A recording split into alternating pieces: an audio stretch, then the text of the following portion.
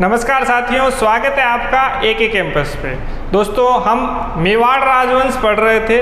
कल अपन ने रावल रतन सिंह, राणा हमीर जैसे महत्वपूर्ण शासक देखे थे। आज हम लोग आए हैं महाराणा कुंभा पे।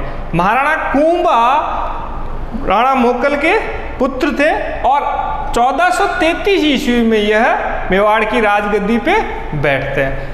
अब दोस्तों, महाराणा कुंभा जो है यह मेवाड़ राजवंश के एक महत्वपूर्ण शासक थे। इनका जो कार्य था महत्वपूर्ण रूप से सांस्कृतिक विकास में ज़्यादा था। इन्होंने युद्ध भी लड़े, इन्होंने पराक्रम शौर्य का प्रदर्शन भी किया, लेकिन इनकी जो महत्वपूर्ण उपलब्धि रही है वह सांस्कृतिक विकास में रही है। राजस्थान में स्थापत्य कला के पिता महाराणा कुंभा कहलाते हैं। इन्होंने एक विजय स्तंभ की स्थापना करवाई थी, साथ ही साथ कई दुर्गों का निर्माण करवाया। ऐसा कहा जाता है कि मेवाड़ के 84 में से 32 दुर्गों का निर्माण महाराणा कुंभा ने करवाया था और साथ में इन्होंने कई मंदिरों का निर्माण भी करवाया था। तो दोस्तों, राजस्थान के स्थापत्य कला के पिता कौन है? महाराणा कुंभा। इसके बाद इनकी संगीत में भी बहुत रुचि थी। इनकी संगीत में गहन रुचि थी और इन्होंने वीणा वादन में महारत हासिल की थी। साथ ही साथ इन्होंने संगीत से जुड़ी हुई कई पुस्तकों को भी लिखा था। तो दोस्तों, शुरू करते हैं महाराणा कुंभा। महाराणा कुंभा के जो पिता थे वो थे राणा मोकल और इनकी जो माता थी वो थी सौभाग्य देवी। सौभाग्य देवी। अब दोस्तों, इनकी जो पुत्री थी उसको भी संगीत में गहन रुचि थी। इनकी पुत्री जो थी उनका नाम था रमा देवी और उनको भी संगीत में गहन रुचि थी, इसलिए उनका एक नाम भी रखा गया था वागीश्वरी। वागीश्वरी या सरस्वती। अब दोस्तों, जो महाराणा कुंभा के गुरु थे, महाराणा कुंभा के गुरु वो थे हीरानंद। दोस्तों, हीरानंद जो थे वो महाराणा कुंभा के आध्यात्मिक गुरु थे और कुंभा ने इन्हें एक उपाधि दी थी, कवि राजा। दोस्तों, संगीत के गुरु महाराणा कुंभा के संगीत गुरु थे सारंग व्यास।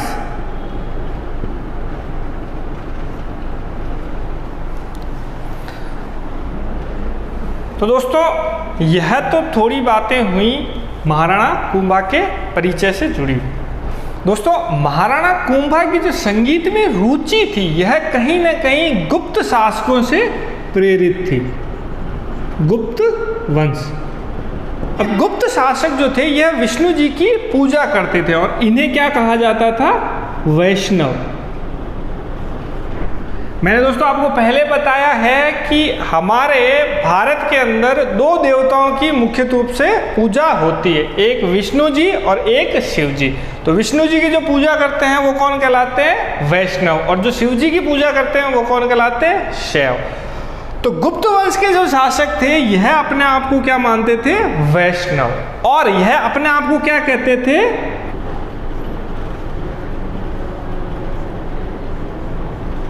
तो दोस्तों, गुप्त वंश के शासक अपने आप को क्या कहते थे? परम भागवत। और साथ ही साथ ये एक उपाधि भी धारण करते थे, आदि वराह की। दोस्तों, महाराणा कुंभा भी जो थे गुप्त शासकों से प्रेरित थे, तो इन्होंने भी अपने आप को क्या कहा? यह परम भागवत है और आदि वराह की उपाधि भी धारण की थी। अब दोस्तों, आपको याद है आदि वराह की उपाधि धारण करने वाला एक और शासक के बारे में हमने पढ़ा है। थोड़ा सा याद कीजिए, जो पुराने टॉपिक है उनका रिवीजन भी बहुत ज़रूरी है। जो भी शासक हमने पढ़े हैं उनकी उपाधियाँ, उनके प्रमुख कार्य, ये हमेशा हमें ध्यान रहने चाहिए, टिप्स पे रहने चाहिए। तो गुर्जर प्रतिहार राजवंश का एक शासक था मिहिर भोज, मिहिर भोज प्रथम, जिसने आदि वराह की उपाधि धारण की थी। और इससे जुड़ा हुआ प्रमुख कार्य क्या था? इसने आदि वराह मंदिरों का निर्माण करवाया था। आदि वराह मंदिरों का निर्माण करवाया था और एक ग्वालियर प्रशस्ति का निर्माण भी करवाया था। यह किस राजवंश का शासक था? गुर्जर प्रतिहार। तो दोस्तों, जो महाराणा कुंभा थे यह अपने आप को क्या मानते थे? वैष्णव। और इन्होंने खुद को क्या कहलवाया? परम भागवत। और आदि वराह की उपाधि अपने ऊपर धारण की थी। अब दोस्तों, महाराणा कुंभा की अन्य उपाधियों पे आते हैं। यह हमारी परीक्षा की दृष्टि से बहुत महत्वपूर्ण है। महाराणा कुंभा खुद को राणो रासो, राजगुरु, छाप गुरु, हाल गुरु, इस प्रकार से कई उपाधियां और भी धारण करते थे। महाराणा कुंभा की उपाधि। दोस्तों, महाराणा कुंभा जो थे इनको राणो रासो भी कहा जाता था। राणो रासो, राणो रासो का अर्थ क्या होगा? यह साहित्यकारों के आश्रयदाता, साहित्यकारों के आश्रयदाता। दोस्तों, इसमें सवाल क्या बन जाता है कि साहित्यकारों के आश्रयदाता को क्या कहते हैं? तो राणो रासो, या पूछ लेते हैं महाराणा कुंभा को साहित्यकारों के आश्रयदाता के रूप में क्या कहते हैं? राणो रासो। दोस्तों, साहित्यकारों में जो प्रमुख साहित्यकार थे वह थे मंडन, मंडन का पुत्र गोविंद, मंडन का पुत्र गोविंद, कवि मेहा और कहना व्यास। तो महाराणा का जो दरबार था यह बहुत सारे महत्वपूर्ण साहित्यकारों से शोभित था, जिसमें कुछ जैन मुनि भी थे, जैसे सोमदेव, सोम सुंदर,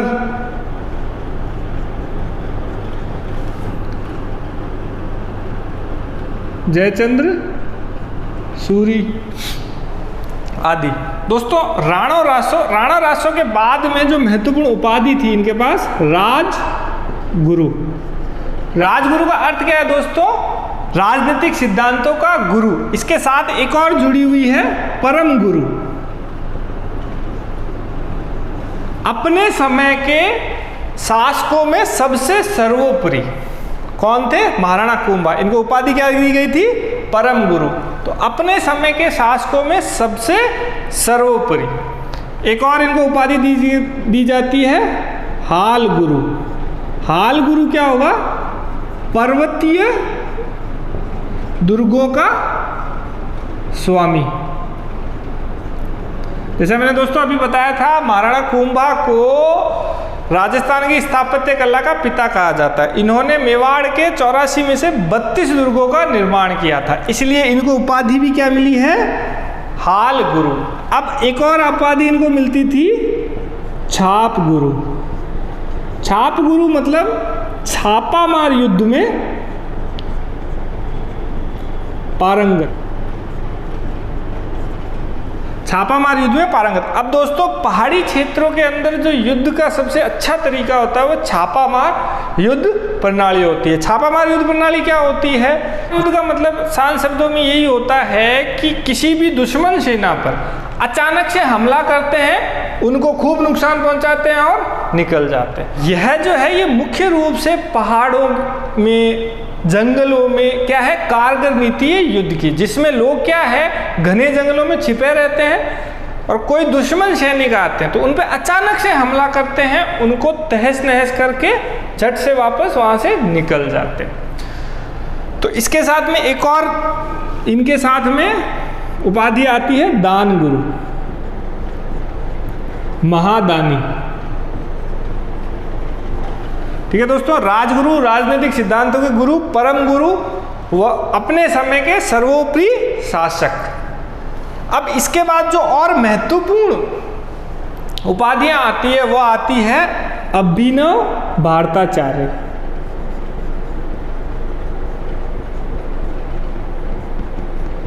यह दोस्तों जो उपाधि इन्हें मिली थी, इनके संगीत के प्रेम की वजह से इनको मिली थी और यह बहुत महत्वपूर्ण है। सवाल सीधा पूछ लिया जाता है कि अभिनव भारताचार्य कौन है या महाराणा कुंभा को कौन सी उपाधि मिली है, तो उसमें ऑप्शंस में यह होता है। तो अभिनव भारताचार्य संगीत प्रेम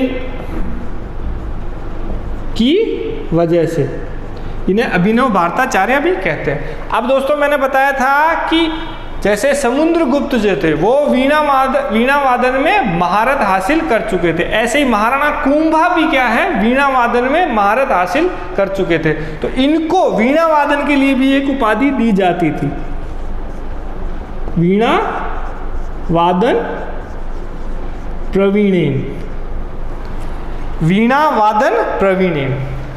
तो दोस्तों महाराणा कुंभा के साथ में जो महत्वपूर्ण उपाधियां हैं इनका हमें ध्यान रखना है। सबसे पहले राणो रासो, फिर राजगुरु और परम गुरु, फिर हाल गुरु।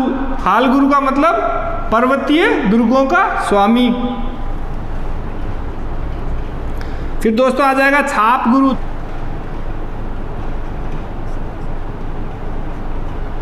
फिर आ जाता दान गुरु। दान गुरु मतलब महादानी। और अभिनव भारताचार्य, इनके संगीत प्रेम की वजह से इन्हें यह उपाधि मिली थी, और वीणा वादन प्रवीण। तो यह इनकी मुख्य उपाधियां थी।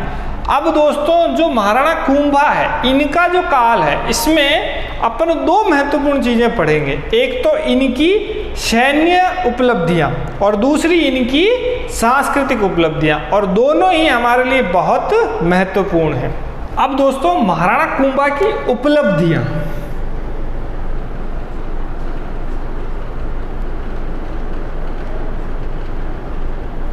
उपलब्धियों को दो मुख्य भागों में बांट सकते हैं, एक तो सैन्य और एक हो जाएगी अपनी सांस्कृतिक।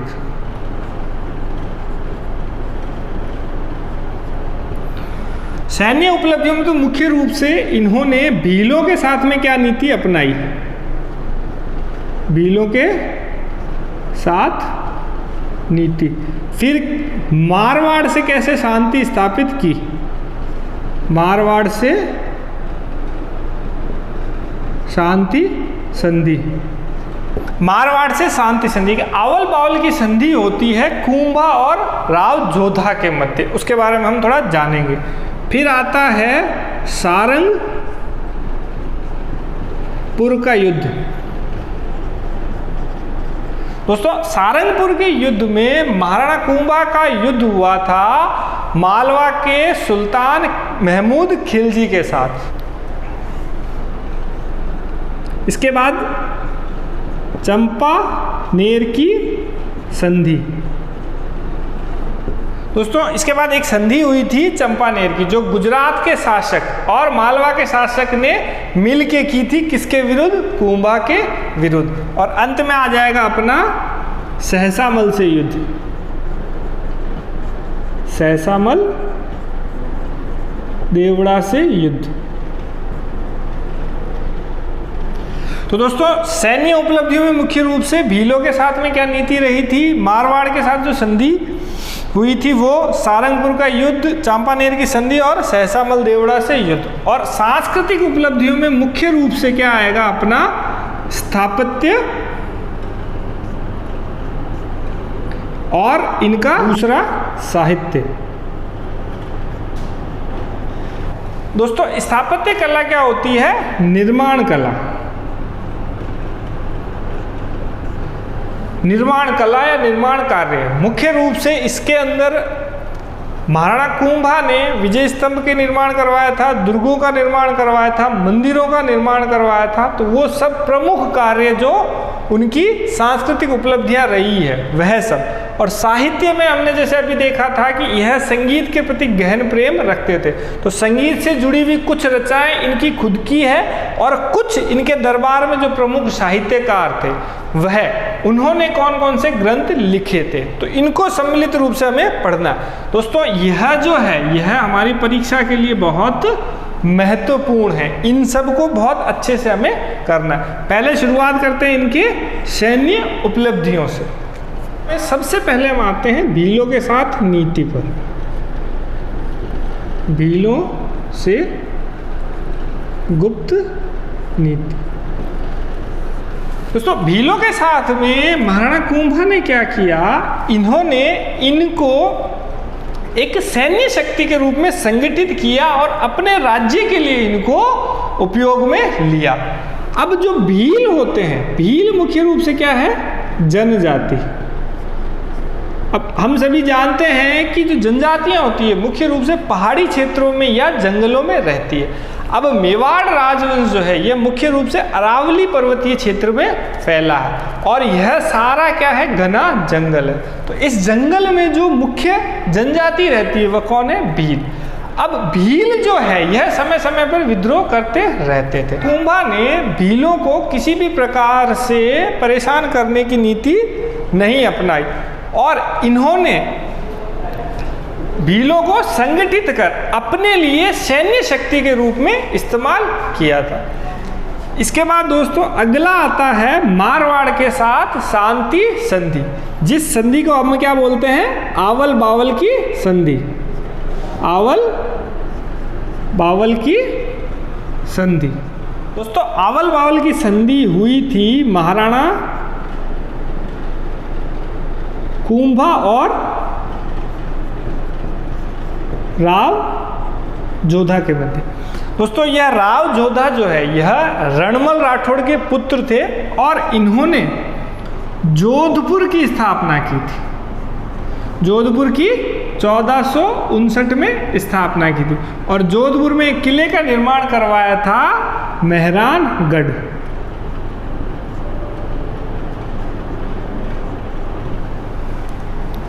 अब दोस्तों ये आवल बावल की संधि हुई क्या थी, इसमें किया क्या था कि इन्होंने सोजत जो एक पाली में एक जगह है उसे मेवाड़ और मारवाड़ की सीमा के रूप में माना था। सोजत को मेवाड़ मारवाड़ की सीमा के रूप में माना और इसके बाद इन्होंने एक वैवाहिक संबंध भी स्थापित किया था। कुंभा का पुत्र रणमल और राव जोधा की पुत्री श्रृंगार देवी, इन दोनों का विवाह भी संपन्न किया था। तो आवल बावल की जो संधि थी इसमें मुख्य रूप से मेवाड़ और मारवाड़ की सीमा निर्धारित की गई थी और रणमल और श्रृंगार देवी का विवाह हुआ। रणमल जो था वह कुंभा का पुत्र था और श्रृंगार देवी जो थी वह राव जोधा की पुत्री थी। तो दोस्तों यह एक महत्वपूर्ण संधि थी जो मेवाड़ और मारवाड़ में शांति स्थापित करती है, शांति स्थापित करती है। अब दोस्तों आवल बावल की संधि के बाद अपने आगे आते हैं सारंगपुर के युद्ध पे।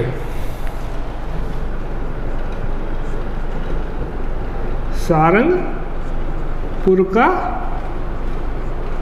युद्ध यह दोस्तों हुआ था 1437 ईस्वी में। यह तारीख, यह वर्ष ध्यान रखना। अब दोस्तों सारंगपुर का जो युद्ध हुआ था इसके पीछे कारण क्या था, सबसे पहले जानते हैं कारण।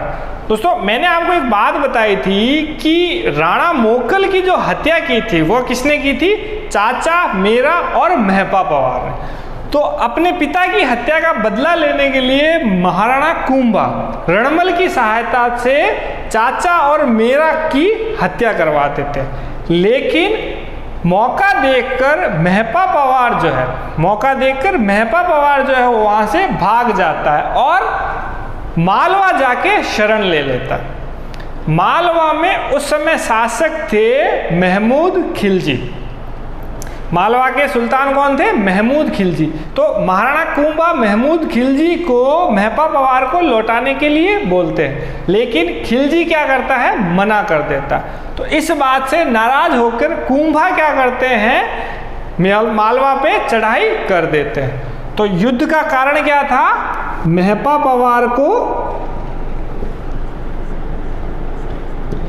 पवार को शरण देना।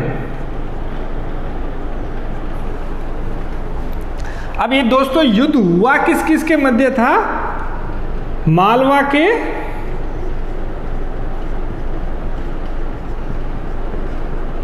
सुल्तान महमूद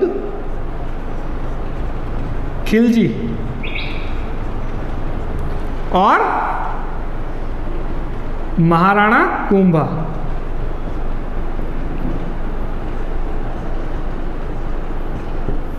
दोस्तों इस युद्ध में महाराणा कुंभा ने महमूद खिलजी को बुरी तरीके से हराया और इसे अपने यहाँ बंदी बना के ले गए और महपा पवार को मौत के घाट उतार दिया। यह जो युद्ध हुआ था, इस युद्ध के खत्म होने के बाद, इस युद्ध की जीत की खुशी में महाराणा कुंभा ने विजय स्तंभ का निर्माण करवाया था।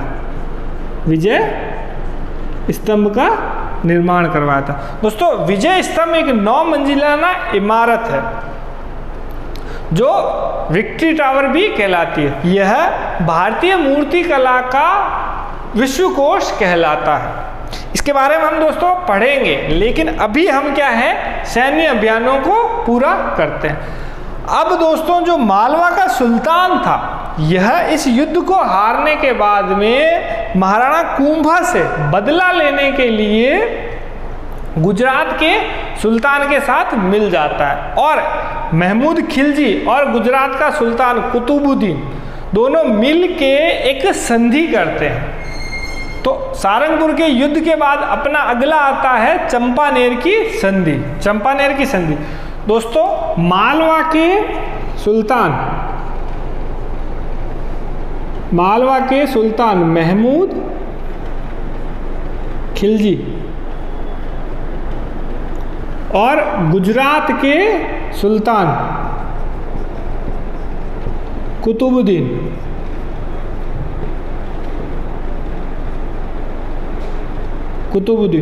दोनों मिल के महाराणा कुंभा के खिलाफ एक संयुक्त अभियान की शुरुआत करते हैं, जिसमें ये दोनों क्या कहते हैं कि हम दोनों मिल के मेवाड़ के महाराणा कुंभा पे हमला करेंगे और मेवाड़ को जीतने के बाद आपस में बांट लेंगे।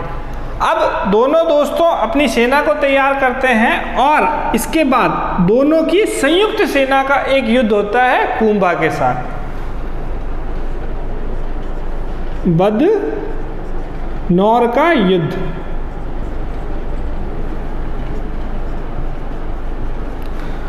दोस्तों इसके बाद अगले वर्ष चंपानेर की संधि के बाद अगले वर्ष दोनों अपनी संयुक्त सेना लेके जाते हैं और मेवाड़ पे हमला करते हैं। अब महाराणा कुंभा अपने शौर्य से इन दोनों की संयुक्त सेना को बुरी तरीके से हरा देते हैं और यह युद्ध क्या कहलाता है? बदनौर का युद्ध, जिसमें कुंभा के खिलाफ एक संयुक्त सेना थी जो खिलजी और कुतुबुद्दीन ऐबक की थी।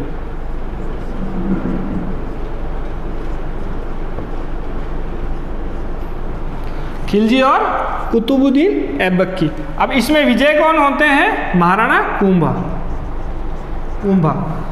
तो दोस्तों जो महाराणा कुंभा के सैन्य अभियान थे उसमें भीलों के साथ नीति, उसके बाद आवल बावल की संधि, फिर अपन ने देखा था सारंगपुर का युद्ध, फिर ये चंपानेर संधि जिसमें मालवा के महमूद खिलजी और गुजरात के कुतुबुद्दीन ऐबक मिल के महाराणा के खिलाफ एक संयुक्त अभियान छेड़ते हैं। इसके बाद आता है अपना बदनौर का युद्ध। बदनौर के युद्ध में मालवा और गुजरात की संयुक्त सेना ने मेवाड़ पे हमला किया था, लेकिन कुंभा ने इन दोनों की संयुक्त सेना को भी बुरी तरीके से हरा दिया था। तो दोस्तों यहाँ पे अपने कुंभा के सैन्य अभियान जो है वह होते हैं पूरे। इसके बाद कुंभा की जो महत्वपूर्ण सांस्कृतिक उपलब्धियां हैं वो देखते हैं।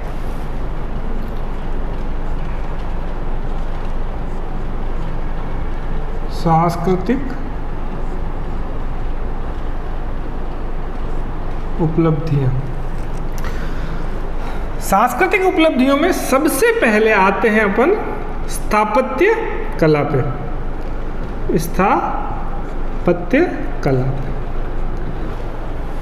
स्थापत्य क्या होता है दोस्तों? स्थापत्य निर्माण, इमारत निर्माण की विद्या है।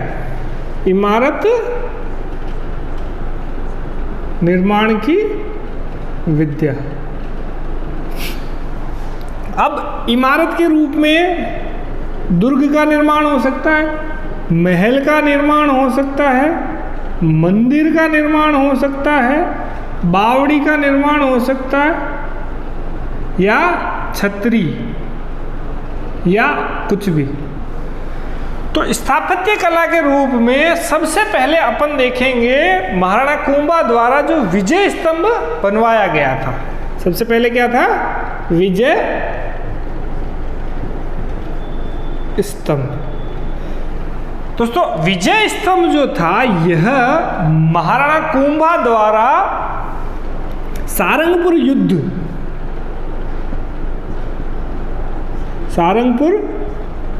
युद्ध जीतने की खुशी में बनवाया गया। सारंगपुर युद्ध जो हुआ था उसको जीतने की खुशी में महमूद खिलजी को हराया था महाराणा कुंभा। यह युद्ध जो हुआ था यह हुआ था 1437 ईस्वी में, और विजय स्तंभ का निर्माण शुरू किया गया था 1440 ईस्वी में, और ये पूरा हुआ था 1448 ईस्वी में। लगभग 8 वर्ष लगे इसके निर्माण पूरा होने में। अब दोस्तों विजय स्तंभ जो है इसको कई उपनामों से भी जाना जाता है। उपनाम, यह विजय स्तंभ जो है यह एक 9 मंजिला इमारत है, और इसमें तरह तरह की मूर्तियां बनाई गई है। अलग अलग आकार से अलग अलग व्यक्तियों की, अलग अलग देवी देवताओं की मूर्तियां बनाई गई है। इसलिए विजय स्तंभ को भारतीय मूर्ति कला का विश्वकोश कहते हैं। भारतीय मूर्ति कला का विश्वकोश कहते हैं, और साथ ही साथ इसे मूर्तियों का अजायब घर भी कहा जाता है। मूर्तियों का अजायब घर भी कहा जाता है। अब दोस्तों जो महाराणा कुंभा थे यह विष्णु के उपासक थे, तो यह इसको क्या कहते थे? विष्णु ध्वज भी, विष्णु ध्वज भी, या गरुड़ ध्वज भी इसे कहते थे। अब कई जगह दोस्तों विजय स्तंभ का नाम जो है कीर्ति स्तंभ भी मिलता है, तो उससे कंफ्यूज नहीं होना, विजय स्तंभ यही है। दोस्तों चित्तौड़ दुर्ग में ही एक और स्तंभ है जिसका नाम है कीर्ति स्तंभ। वह जैन मुनि जीजा शाह के द्वारा, जैन मुनि जीजा शाह के द्वारा बनवाया गया था, और उसे 12वीं शताब्दी में बनवाया गया था। वह 7 मंजिला इमारत है, वह अलग है। यह क्या है? यह क्या है? विजय स्तंभ। और वह क्या होगा? जैन कीर्ति स्तंभ, जो 7 मंजिला इमारत है और 12वीं शताब्दी में बनाई गई थी। उसको हम थोड़ा देखेंगे। अब दोस्तों इसका जो निर्माण करता था, इसका वास्तुकार, इसका वास्तुकार कौन था? जैता और उसके पुत्र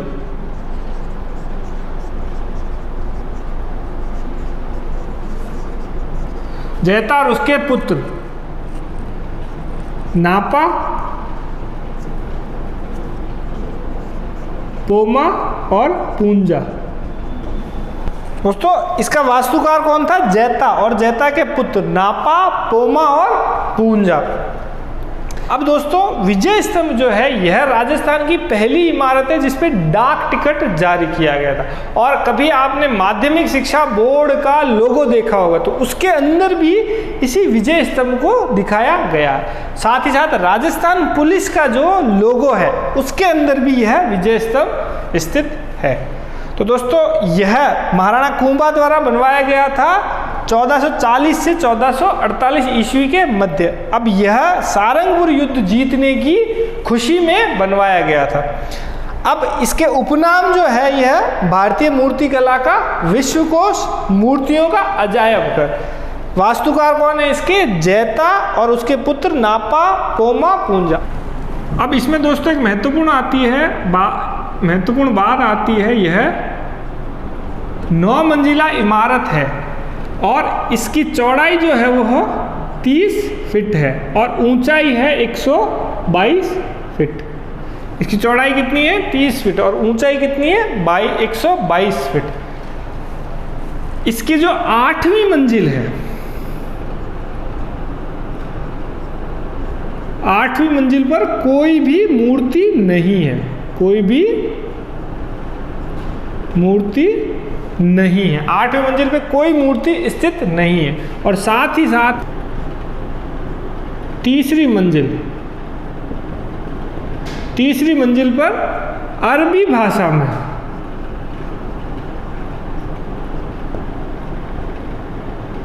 नौ बार अल्लाह का नाम लिखा हुआ है। तीसरी मंजिल पर अरबी भाषा में 9 बार अल्लाह का नाम लिखा हुआ। अब दोस्तों जो विजय स्तंभ है इसको कर्नल जेम्स टोड ने राजस्थान का कुतुब मीनार माना है। तो यह दोस्तों अपना होता है विजय स्तंभ। अब विजय स्तंभ के बाद में स्थापत्य कला में कुछ दुर्ग आएंगे। दुर्गों में मैंने आपको पहले बताया था, कवि राजा श्यामल दास ने कहा है अपनी पुस्तक वीर विनोद में कि मेवाड़ के 84 में से 32 दुर्गों का निर्माण किसने करवाया है? कुंभा ने। तो चलो अब दोस्तों देखते हैं महत्वपूर्ण दुर्ग। सबसे पहले अपने दुर्ग में आते हैं कुंभलगढ़ दुर्ग पर। कुंभलगढ़ दुर्ग दोस्तों, कुंभलगढ़ का जो नाम पड़ा था यह कुंभा पे ही पड़ा हुआ है। अब दोस्तों इस दुर्ग का जो वास्तुकार था वह कौन था? मंडन। मंडन दोस्तों एक साहित्यकार भी था जो महाराणा कुंभा के दरबार में बैठा था। मंडन जो था अपने समय का एक सर्वश्रेष्ठ वास्तुकार था जिसने कुंभलगढ़ दुर्ग को पुनर्निर्माण करवाया था। दोस्तों कुंभलगढ़ जो दुर्ग है यह जो चीन की दीवार है इसके बाद दुनिया की सबसे बड़ी दीवार है।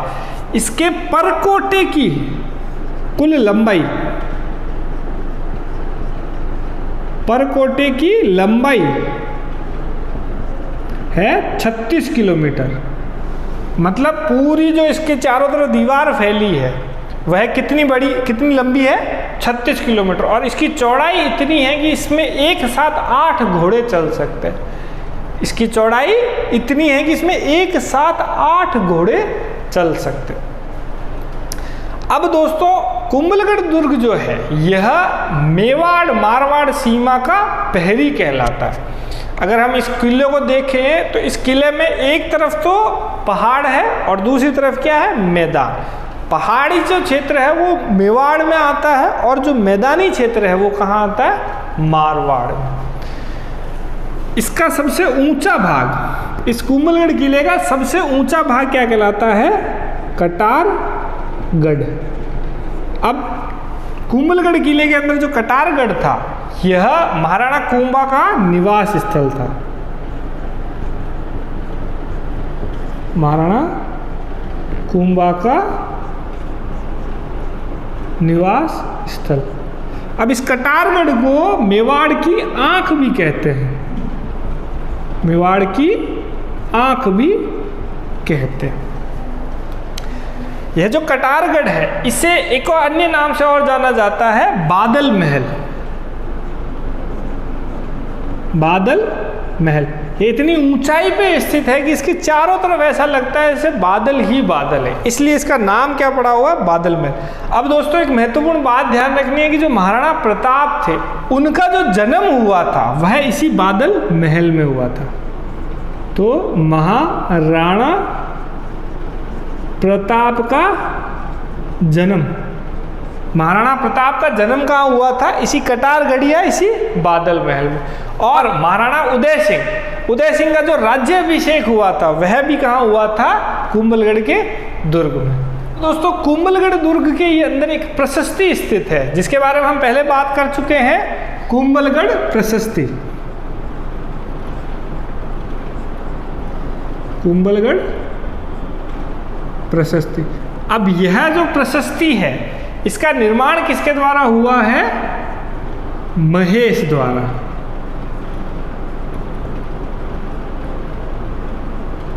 निर्माण किसने किया है, महेश ने। अब इसके अंदर कुंभा से जुड़ी हुई महत्वपूर्ण जानकारी हमें मिलती है। महाराणा कुंभा से जो महत्वपूर्ण जानकारी है, तो कुंभा की जानकारी हमें कहाँ से मिल रही है, इसी कुंभलगढ़ प्रशस्ति से। और एक और इसमें महत्वपूर्ण बात है कि राणा हमीर को विषम घाटी पंचानन की जो उपाधि दी गई है वह इसी कुंभलगढ़ प्रशस्ति में ही दी गई।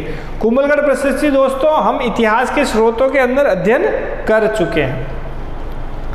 अब दोस्तों कुंभलगढ़ दुर्ग के बाद में अगला दुर्ग आता है अपना अचलगढ़ का दुर्ग।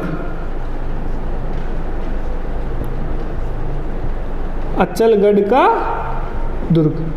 अब दोस्तों इस दुर्ग का जो निर्माण करवाया था वो परमार शासकों के द्वारा हुआ था, हम पहले इस पे बात कर चुके हैं। महाराणा कुंभा ने 1452 ईस्वी में इसका पुनर्निर्माण करवाया था। 1452 ईस्वी में इसका पुनर्निर्माण करवाया था। अचलगढ़ का दुर्ग, पहला दुर्ग कौन सा है, कुंभलगढ़ का दुर्ग। दूसरा दुर्ग कौन सा है, अचलगढ़ का दुर्ग। अचलगढ़ दुर्ग का 1452 में महाराणा कुंभा ने इसका पुनर्निर्माण करवाया था। तो इसके बाद अगला आता है अपना बसंती दुर्ग, जो कहाँ स्थित है, सिरोही में। और साथ ही साथ एक और दुर्ग आता है अपना मचान दुर्ग। मचान दुर्ग कहाँ स्थित है, यह भी सिरोही में स्थित है। इन दोनों का निर्माण किसके द्वारा करवाया गया, महाराणा कुंभा के द्वारा। अब ये जो मचान दुर्ग था यह मेर जाति पर नियंत्रण के लिए बनाया गया था। मेर जाति पर नियंत्रण के लिए बनाया गया था। इसके बाद अगला जो दुर्ग आता है वह आता है अपना बोमट दुर्ग। इसका जो निर्माण करवाया गया था भील जाति पर नियंत्रण के लिए।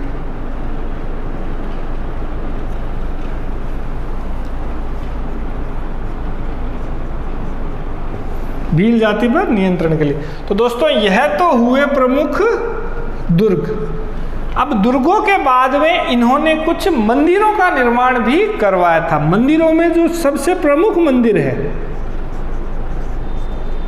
मंदिरों में सबसे जो प्रमुख मंदिर है कुंभ स्वामी, कुंभ स्वामी का मंदिर। अब कुंभ स्वामी का जो मंदिर है, कुंभ स्वामी जी का जो मंदिर है यह इन्होंने 3 जगहों पे बनवाया था। एक तो चित्तौड़गढ़ दुर्ग में, एक कुंभलगढ़ में, और तीसरा अचलगढ़ दुर्ग में। कुंभ स्वामी किसका मंदिर है, विष्णु जी का।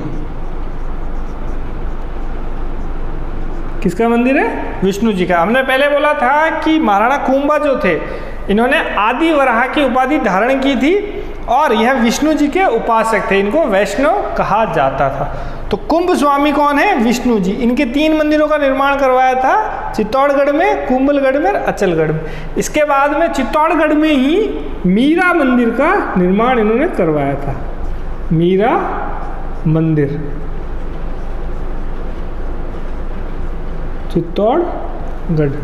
एक और मंदिर का निर्माण करवाया था, श्रृंगार चौरी मंदिर। श्रृंगार चौरी मंदिर, यह भी दोस्तों चित्तौड़गढ़ में ही करवाया गया था। अब दोस्तों अगला मंदिर जो है वह रणकपुर स्थित जैन मंदिर। हालांकि उनका निर्माण जो करवाया था वह जैन श्रेष्ठी धर्नक ने करवाया था, लेकिन वह किसके काल में हुआ था? महाराणा कुंभा के काल में।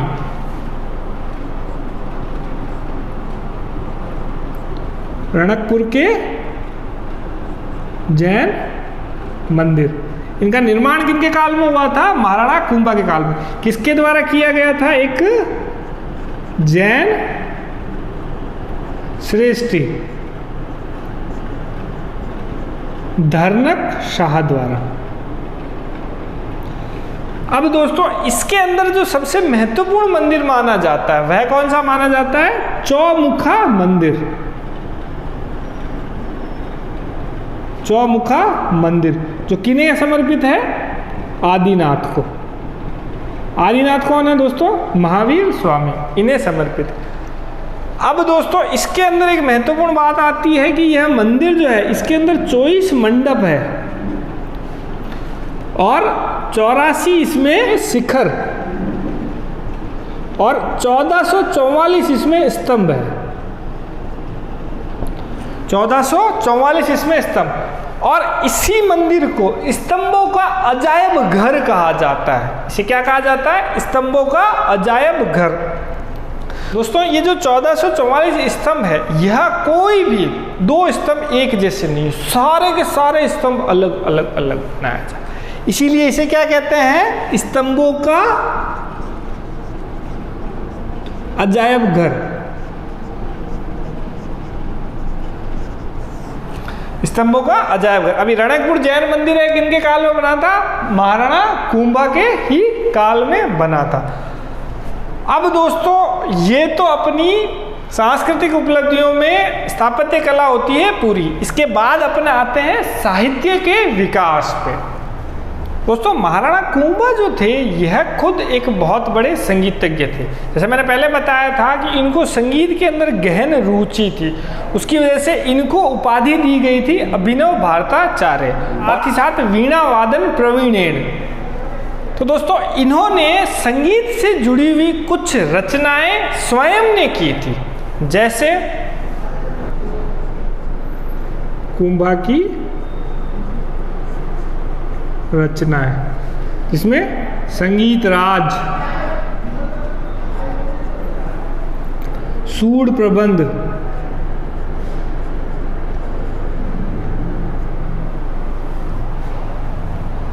संगीत मीमांसा,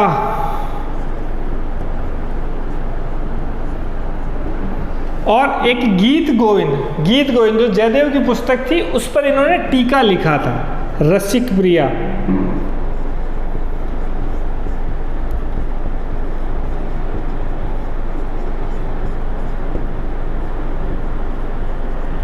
दोस्तों ये याद रखना कि रसिक प्रिया जो है गीत गोविंद पर टीका है। ठीक है, टीका क्या होता है कि किसी बड़ी पुस्तक को या किसी महत्वपूर्ण पुस्तक को सरल भाषा में बताना या सरल भाषा में उसे समझाना।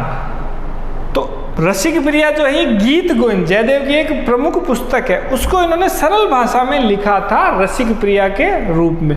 और संगीत रत्नाकर का टीका भी इन्होंने लिखा था, रत्नाकर का टीका।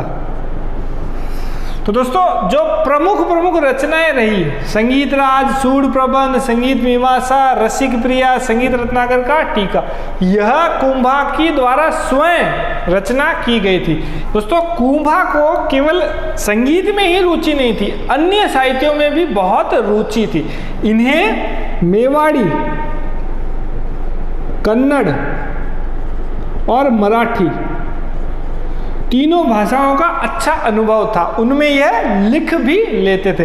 कन्नड़ जो है वो कर्नाटक की भाषा है, मराठी महाराष्ट्र की भाषा है। अब दोस्तों जो महाराणा कुंभा का दरबार था इसमें कई विद्वान साहित्यकार भी उपस्थित थे, जैसे मंडन दोस्तों मैंने बताया था कि कुंभलगढ़ जो था उसका प्रमुख वास्तुकार था। इनकी प्रमुख रचनाएं कौन कौन सी है? वास्तुसार,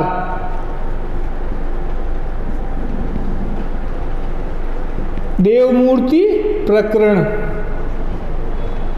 राजवल्लभ,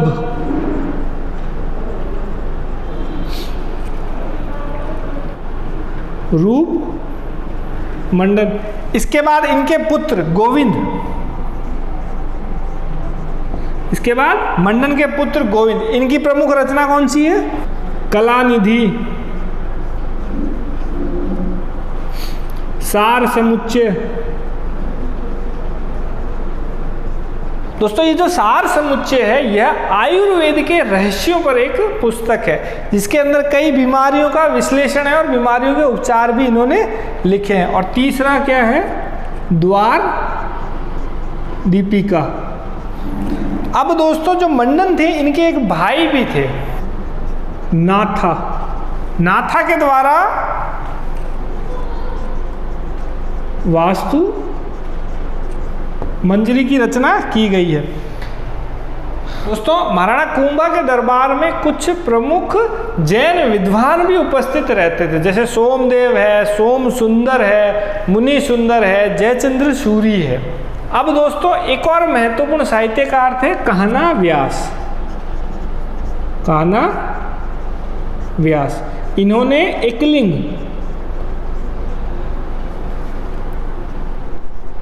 महात्म्य ग्रंथ की रचना की थी।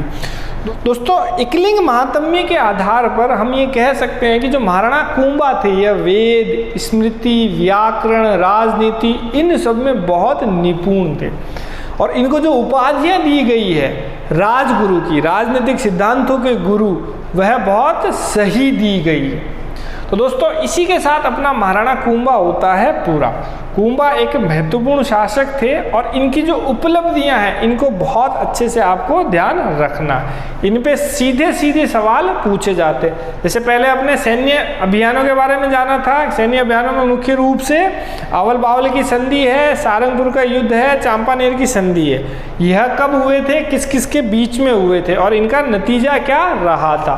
इसके बाद अपने आते हैं कुंभा की सांस्कृतिक उपलब्धियां, जिसमें विजय स्तंभ के बाद में कुंभा द्वारा निर्मित दुर्ग और इनकी प्रमुख रचनाएं।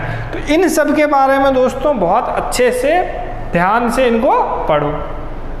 अब दोस्तों जो राणा कुंभा थे इनकी हत्या किसके द्वारा की गई थी? उदा द्वारा। उदा ने इनकी हत्या करके मेवाड़ की गद्दी हथिया ली थी। अब मेवाड़ की गद्दी उदा के बाद मिली रणमल को। मेवाड़ की गद्दी उदा के बाद किसे मिली? रणमल को। रणमल का और उदा का शासनकाल ऐसा कोई महत्वपूर्ण काल था नहीं।